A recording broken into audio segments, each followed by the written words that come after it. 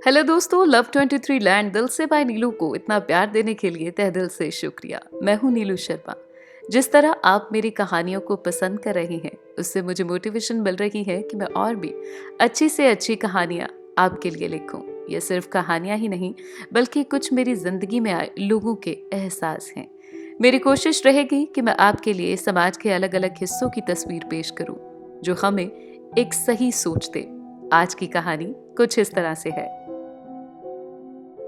फैली ऐसी बीमारी जिसने बता दिया वक्त क्या है। न काम रहे न रहा समान, हर कोई भागे अपने घर की तरफ। किसी सरकार ने न सुनी लोगों की पुकार, कईयों ने तो तोड़ दिया तब। समझ न आई हुआ क्या हमारे साथ, पर समय ने बता दिया भगवान बड़ा या इंसान। सही समझ रहे हैं आप। आजकल की जुबान पर जिसका जिक्र है, कोरोना, उसी के बारे में यह कहानी है। फैले इस वायरस ने जैसे तो कईयों की नौकरियां खा ली और कईयों का तो घर मकान सब कुछ चला गया।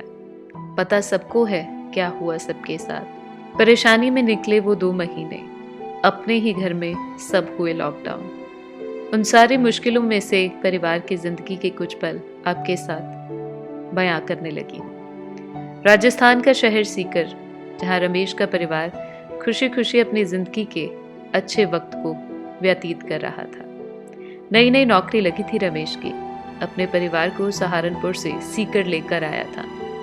परिवार में साल का एक बेटा, बीवी, माँ बाप थे, जो कि रमेश के साथ ही अभी अभी यहाँ शिफ्ट हुए।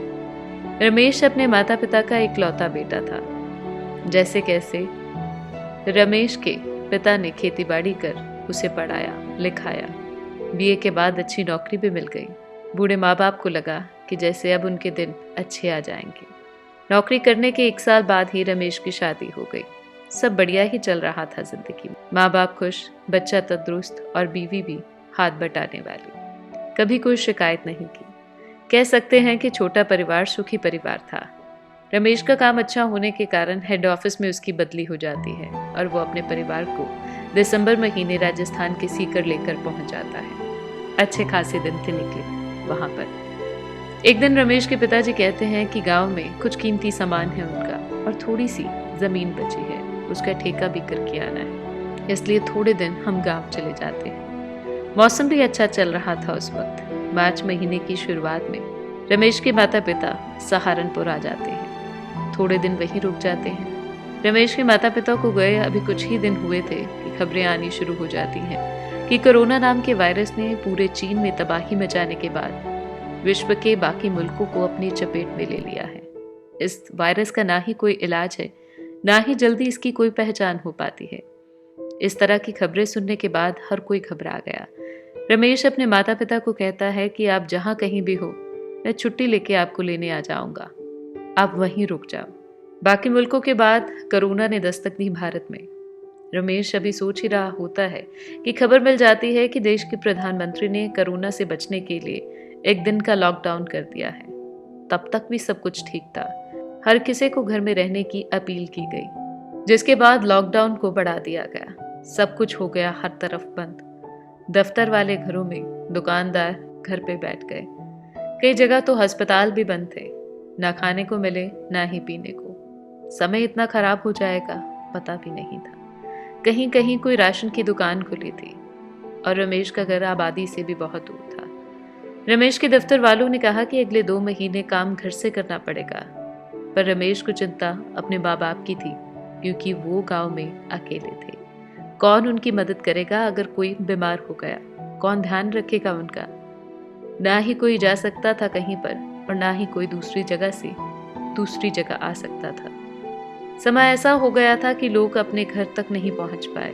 इस बीमारी की चपेट में आकर कई लोगों ने तो दम तोड़ दिया। रात दिन रमेश अपने माता पिता के बारे में सोचता रहता। दूसरी तरफ दफ्तर वालों ने 2 महीने की तनख्वाह भी नहीं दी। मकान वालों ने मकान खाली करने को कह दिया। करे तो आखिरकार क्या? जेब में पैसे भी नहीं बचे थे, जो थे वो खर्च हो गए। माँ बाप पहुंच नहीं सकते थे। कभी कभी किसी को बोल कि मेरे बेटे तक मुझे पहुंचा दो, अगर नहीं पहुंचा सकते तो ये थोड़ा सा सामान उस तक पहुंचा दो, पर सुनने वाला कोई नहीं। ऐसे लग रहा था कि लोगों के दिल में किसी के लिए दर्द ही खत्म हो चुका हो। जान पहचान वालों ने भी मदद करने से इनकार कर दिया। अच्छी भली जिंदगी नरक बन के रह गई। कैसे तैसे कर रमेश ने किराए के घर में 2 महीने काटे। घर वापस आने के लिए ना कोई गाड़ी और ना ही कोई टैक्सी। करे तो क्या करे, हर तरफ कर्फ्यू, बाहर निकले तो डंडे पड़ते। सरकारें आपस में लड़ रही थी, लोग अपना फायदा उठा रहे थे, पर जिसको जरूरत थी उसकी किसी ने ना सुनी। उधर रमेश की माँ पड़ोसियों के लड़के को जाके बोलती है कि थोड़े से पैसे और सामान रमेश तक पहुंचा देना। वो लड़का रमेश के कंपनी में ही काम करता था। वो ये कह देता है कि माँ सुबह आना, मैं कल सुबह जाऊंगा और तेरा सामान ले जाऊंगा। उधर रमेश कोई साधन ना देख पैदल ही अपनी बीवी और बच्चे को लेकर चल पड़ता है गांव के लिए। एक गर्मी, दूसरा जेब में सिर्फ 400 रुपये। गर्मी का कहर, दूसरा जेब में सिर्फ 400 रुपये।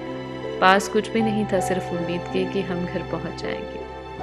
दूसरी तरफ माँ लोगों के आगे हाथ फैलाती, कोई मुझे मेरे बच्चे तक पहुंचा दो। पर ऐसा लग रहा था कि जैसे लोगों को तो भगवान ही भूल गया हो। पर गलती तो उनकी भी नहीं थी।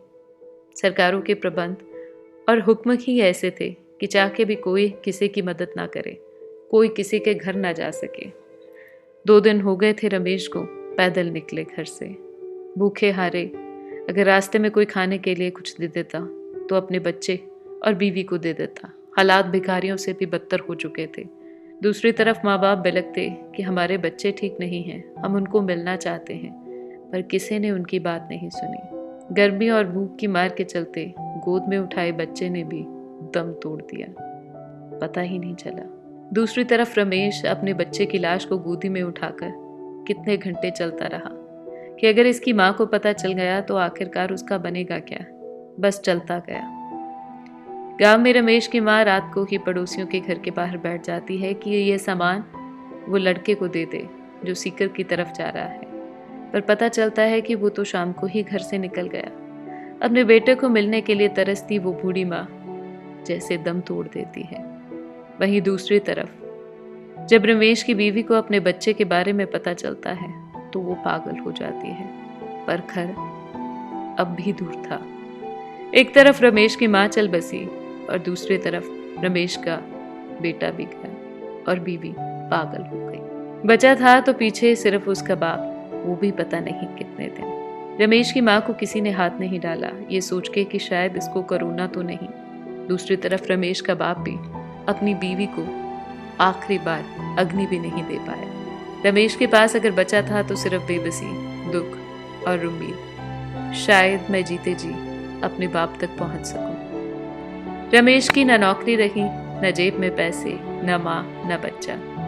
बस पास में था तो एक उम्मीद कि शायद मैं अब भी अपने घर पहुंच सकूं। कैसे हंसता खेलता परिवार सबकी आंखों के सामने उजड़ गया। सरकारें कहती रही कि हमने तो बहुत कुछ किया है। ये तो सिर्फ एक रमेश की कहानी है। पता नहीं कितने और लोग होंगे जो इस बीमारी के चलते अपनों से मिले बिना यहाँ से चले गए। इसलिए जहाँ भी हैं आप अपना ध्यान रखें, ख्याल रखें, दूसरों की मदद करें। क्या पता कभी हम भी उस जगह पे ना हो जहाँ दूसरों को हमारी ज़रूरत है। इसलिए सबका ख्याल रखें, मदद करें। नीलू सच ही तो कहती है। फैली ऐसी महामारी की मची सब तरफ हाहाकार। उस दिन रोया पूरा जहान, समझ न आई हुआ क्या हमारे साथ। अब भी सुधर जाओ इंसान, क्या अब भी पता नहीं चला रब बड़ा या इंसान। अब भी सुधर जाओ इंसान। कैसी लगी आज की कहानी कमेंट बॉक्स में मुझे आप बता सकते हैं। अगर आपके पास भी कोई कहानी है जिसको आप सबके साथ शेयर करना चाहते हैं तो आप मुझे love23land@gmail.com पर मेल कर सकते हैं। अगर आपने अभी तक मेरे चैनल को सब्सक्राइब नहीं किया तो प्लीज सब्सक्राइब करें और रेड बेल आइकन को दबाना ना भूलें, जिससे हर रोज मेरी आने वाली वीडियोस का नोटिफिकेशन आपको मिल सके। मेरी कहानियों को ज्यादा से ज्यादा लाइक करें, अपने फ्रेंड्स और फैमिली के साथ शेयर करना ना भूलें और चैनल को सब्सक्राइब कर बन जाइए लव23 लैंड परिवार का हिस्सा। आपके लाइक्स, कमेंट, शेयर मुझे और भी अच्छा लिखने की प्रेरणा देते हैं। लव लैंड दिल से, बाय नीलू।